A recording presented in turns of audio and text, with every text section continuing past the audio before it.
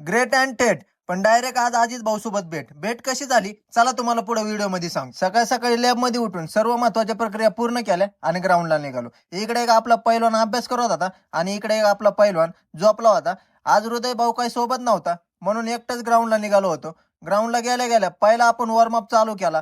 आपला वॉर्मअप व्हायच्या आधीच रॉबिन आणि त्यांनी वर्कआउटला चालू केलं होतं. मी पण माझा वॉर्मअप पूर्ण केला आणि ह्यांनाच जॉईन झालो. आज आपला स्पीड वर्कआउट होता. स्पीड वर्कआउट मध्ये आज आपल्याला 1 किलोमीटरच्या स्प्रिंट मारायच्या होत्या. मस्तपैकी 1 किलोमीटरच्या स्प्रिंट मारल्या आणि इकडे बाकीचा वर्कआउट करायला आलो. बाकीचा वर्कआउट किती पण झाला असला तरी जोर सपाटे मारल्याशिवाय करमतच नाही. कारण जोपर्यंत जोर सपाटे मारत नाही तोपर्यंत वर्कआउट पूर्ण झाला असं वाटतच नाही. 50-50 सेट घेऊन जोर सपाटे मारले आणि इकडे येऊन 500ची स्किपिंग मारली. इतना ज्यादा वर्कआउट कैसे हो रहा है, मेरे से आगे कैसे भाग रहे, इसका राज तो यहाँ पे. मस्तपैकी ईश्वर भाऊ इकडे क्रेटिन बिटिन मिक्स करतोय.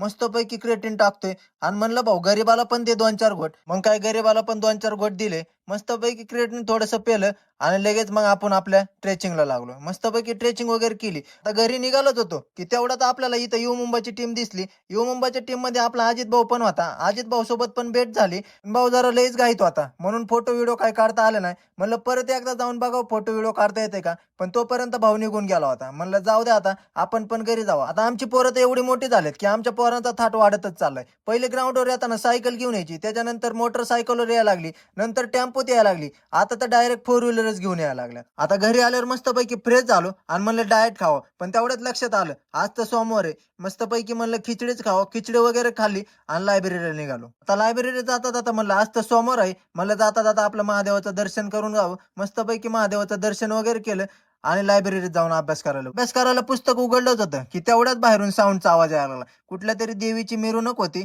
म्हणलं लय जोरात साऊंड चालू. अख्खी लायब्ररी बाहेरून बघत होती. मग मस्तपैकी दिवसभर अभ्यास वगैरे केला. घरी आलो. घरी आल्यावर फ्रेश वगैरे झालो आणि डाएट बिजाय टाकला आणि परत लायब्ररी